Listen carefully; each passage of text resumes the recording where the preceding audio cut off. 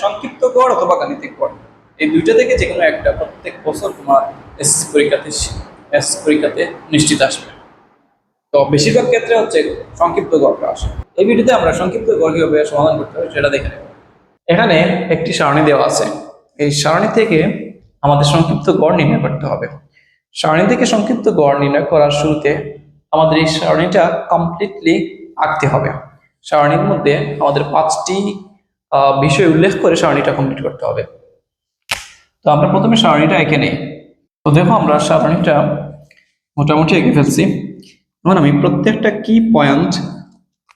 কি পয়েন্ট একটু একটু করে দেখাবো। আমরা প্রথমে দেখে নিব কিভাবে মধ্যমান কিভাবে নির্ণয় করতে হয়। মধ্যমান নির্ণয় করতে হলে তোমার এই যে শ্রেণীব্যক্তি আছে, এই শ্রেণীব্যক্তিকে প্রথমে যোগ করতে হবে, তারপর 2 দিয়ে ভাগ করতে।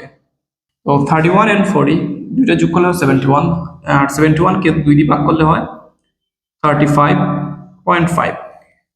এখন 35.5 এটা নির্ণয় করার পরে আমি যখন দেখবো যে আমার শ্রেণীব্যক্তি কত, শ্রেণীব্যক্তি দেখা যাচ্ছে এখানে 10, তাহলে প্রত্যেকটা মধ্যমানের সাথে 10 করে বাড়িয়ে দিলে পরবর্তী সবগুলো মধ্যমান চলে আসবে। 45.5 আর 10 যোগ করলে 55.5, এভাবে 65.5, 75.5, 85.5, 95.5। এখন হচ্ছে গণসংখ্যা। যে শ্রেণীতে যত গণসংখ্যা আছে আমরা প্রথমে সেগুলো লিখে দিব। 8, 12, 6, 18, 15, 7, 4। এখন হচ্ছে মোস্ট ইম্পর্টেন্ট এখানে যেটা ধাপ বিচ্যুতি নির্ণয়। তোমরা অনেকেই কি করো, এখানে কোনো একটাকে শূন্য দেয়, উপর দিকে মাইনাস, নিচের দিকে প্লাস দিয়ে দাও। ঠিক আছে, এভাবে লিখলেও তোমার হবে, কিন্তু তোমার এক্স্যাক্টলি জানতে হবে এই ধাপ বিচ্যুতি কিভাবে নির্ণয় করতে হয়। কারণ তুমি এখানে যে কোনো একটাকে শূন্য ধরে উপরে মাইনাস আর নিচে প্লাস দিয়ে করে ফেলতে পারো, কিন্তু যদি এটা এমসিকিউতে আসে তাহলে তুমি কিভাবে এটা সলভ করবা যদি এই ধাপ বিচ্যুতি নির্ণয়ের পদ্ধতি তুমি না জেনে থাকো। দেখো ধাপ বিচ্যুতিটা আসলে কঠিন না, সহজেই। এটাকে বলা হয় ইউআই।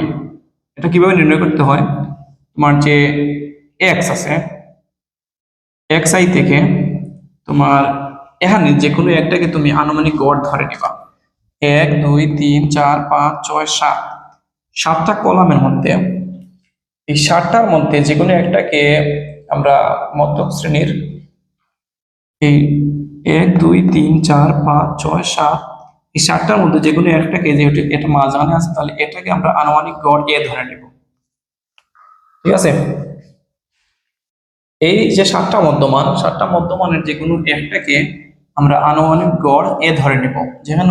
যেহেতু এখানে 7টা আছে, 1, 2, 3, 4, 5, 6, 7, 7টা আছে, তার মধ্যখানে হচ্ছে 65.5, এটাকে আমরা আনুমানিক গড় এ ধরে নেব। ইউআই নির্ণয় করতে হলে আমার এক্স থেকে, প্রত্যেকটা শ্রেণীর এক্স থেকে আনুমানিক গড়টা বাদ দিতে হবে। বাদ দিয়ে এটাকে আবার এইচ দ্বারা ভাগ করতে হবে। এইচ হচ্ছে শ্রেণী ব্যক্তি। এখন দেখো, ধরো আমরা এই শ্রেণীর ধাপ বিচ্যুতি নির্ণয় করব। প্রথম কাজ হচ্ছে এক্স আই থেকে আমার আনুমানিক গড় 65.5 বাদ দিতে হবে। তো এক্স আই কত 35.5 আর আনুমানিক গড় কত 65.5। দেখো 35.5 থেকে যদি তুমি 65.5 বাদ দাও, তাহলে যেহেতু এটা ছোট এবং এটা বড় এবং ছোটটা থেকে আমরা বড়টা বাদ দিচ্ছি, তাহলে আনসারটা আসবে মাইনাসে। 35.5 থেকে 65.5 বাদ দিলে আসে 30, মাইনাসের 30।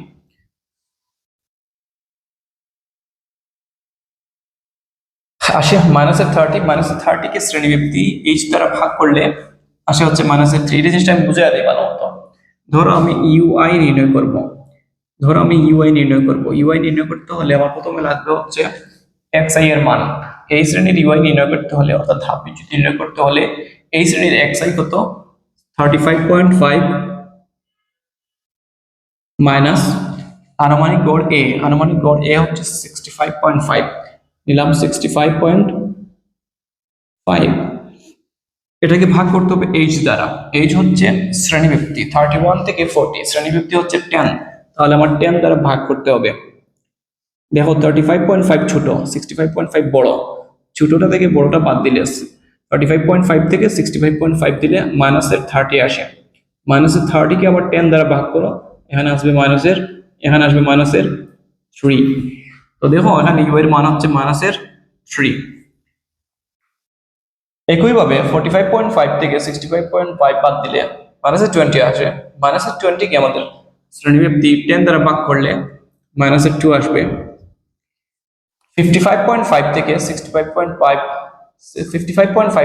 65.5 বাদ দিলে মাইনাসের 10। মাইনাসের 10কে আবার আমাদের শ্রেণীব্যাপ্তি দ্বারা ভাগ করলে মাইনাসের 1। 65.5 বিয়োগ 65.5 রেজাল্ট হচ্ছে 0। 0কে যদি আবার আমি শ্রেণীব্যাপ্তি দ্বারা ভাগ করি তাহলে 0ই আসবে। 75.5 থেকে এখানে দেখো এটা বড় হয়ে গেছে। আমাদের সূত্র হচ্ছে কি, ইউ বার করতে হলে, ইউ বের করতে হলে আমাদের সূত্র হচ্ছে এক্স আই বিয়োগ হচ্ছে এ বাই হচ্ছে এইচ। ঠিক আছে, এখন দেখো এখানে এক্স আই এর মান কত? এক্স আই এর মান হচ্ছে 75.5 আর এর মান কত? এই লাইনে এর মান হচ্ছে 65.5। 65.5 আর বিয়োগ হচ্ছে এইচ এর মান হচ্ছে 10। দেখো 75.5 থেকে 65.5 বাদ দিলে 75.5 থেকে 65.5 বাদ দিলে 10। 10কে 10 দ্বারা ভাগ করলে কত? 1। এখানে হবে 1। এখানে হচ্ছে 85 বিয়োগ করলে 20 আসবে। 20কে 10 দ্বারা ভাগ করলে 2। এখানে 95।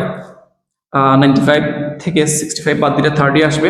30কে 10 দ্বারা ভাগ করলে 65.5। যদি 95.5 থেকে আমি বিয়োগ দিই তাহলে আসবে 30 প্লাসের 30কে আমাদের শ্রেণীব্যাপ্তি 10 দ্বারা ভাগ করলে 3 আসবে। এখন আমরা এখানে দেখো লেখা এফ আই ইউআই, অর্থাৎ এফ আই আর ইউআই গুণ করে যা হবে তা এখানে লিখতে হবে। এফ আই হচ্ছে গণসংখ্যা, এই লাইনের গণসংখ্যা হচ্ছে 8। 3 আর 8 গুণ করলে কত? 3 8 24 মাইনাস 12 দুগুণে কত? 24 মাঝখানে মাইনাস। 12 দুগুণে কত? 24, সামনে মাইনাস 24। 6 and 1 6 একে 6 মাইনাস 0 এবং 18 গুণ করলে 0। 1 and 15 গুণ করলে 15।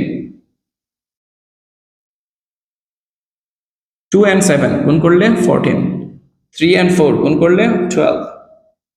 এখানে দেখো এই সবগুলোর আমরা যোগফল এখানে নিব। Summation F I UI equals to, ক্যালকুলেটরে যদি তুমি সিরিয়ালি -24 -6 +15 +14 +12 লিখে দাও তাহলে ওভারঅল রেজাল্টটা এখানে তুলে দিবে। আমরা এটা মুখে মুখে করে নিব। 24 দুইবার গুণ দিলে হচ্ছে 48 এবং 6 হচ্ছে 54। এটা হচ্ছে মাইনাসের 54 আর এটা হচ্ছে 15 and 14 29 and 12 হচ্ছে 41। তাহলে আমরা দেখতে পাচ্ছি এখানে মাইনাসের হচ্ছে 54 আর প্লাসের হচ্ছে 20, প্লাসের হচ্ছে 41। ঠিক আছে, তাহলে মাইনাসের কত আসলো? 13। তাহলে আমাদের এখানে সামেশন হচ্ছে এফ আই ইউআই এর যোগফল হচ্ছে মাইনাসের 13। এই মানগুলা দিয়ে এখন আমরা সংক্ষিপ্ত গড়ের সূত্রের মধ্যে এই মানগুলো বসিয়ে আমরা সংক্ষিপ্ত গড় নির্ণয় করব।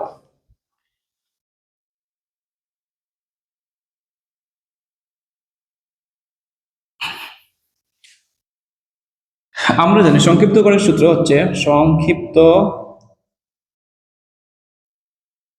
গড়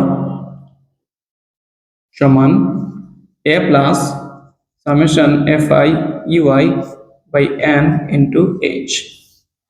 এখানে দেখো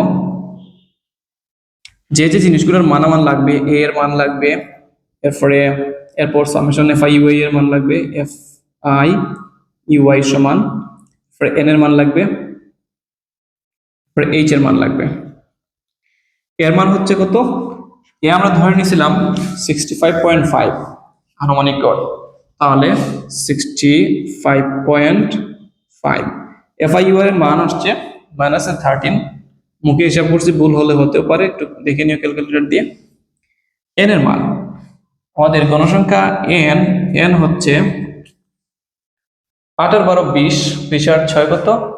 26, 26 আর 10 36, 8 আর 12 কত? 20, 20 আর 6 26, 26 আর 18 44।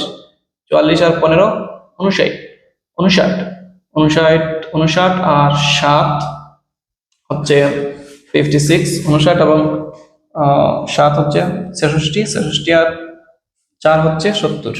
তাহলে এখানে আনসার হচ্ছে n এর মান হচ্ছে এখানে n এর মান হচ্ছে 70।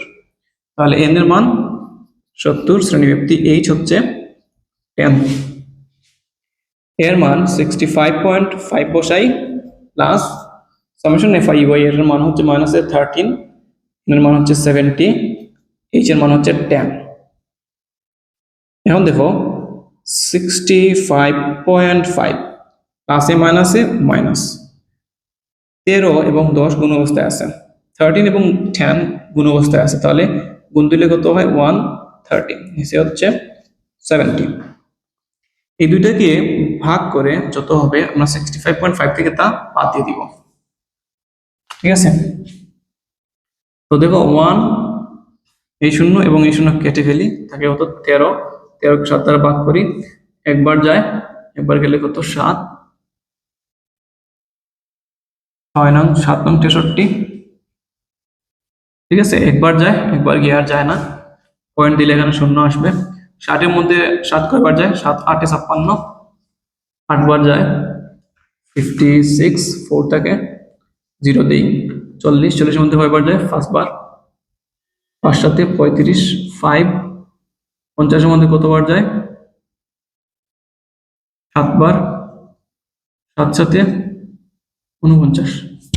ওকে, এখন দেখো 130 কে 70 দ্বারা ভাগ করলে 1.867 1.857 আসে, আমরা এটাকে 1.86 ধরে নিব। তাহলে 65.5 বিয়োগ হচ্ছে 1.86, 1.86 যদি আমরা 65.5 থেকে বাদ দিই তাহলে কত আসে?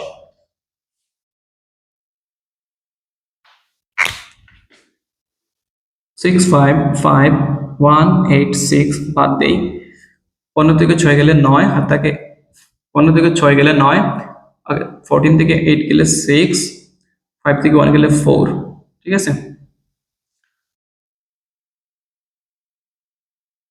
What is happening there? 15 this is what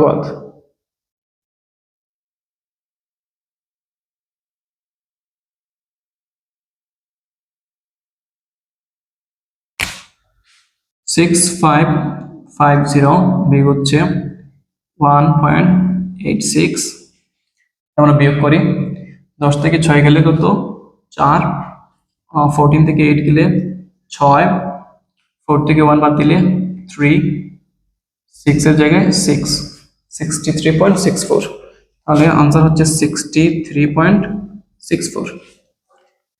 যদিও ভিডিওটি একটু বড় হয়ে গেছে, কিন্তু আমি আশা করি ভিডিওটি যদি তুমি ঠিকমতো দেখতে পারো, বুঝতে পারো, তাহলে এখান থেকে তুমি সংক্ষিপ্ত গড় পারতে পারো। এখানে দেখো আমরা সংক্ষিপ্ত গড় নির্ণয় করে ফেলছি। ভিডিওটা একটু বড় হয়ে গেছে, কিন্তু তুমি একটু কষ্ট না করলে তো কেষ্ট মিলে না, সেজন্য তোমার একটু স্যাক্রিফাইস করতেই হবে।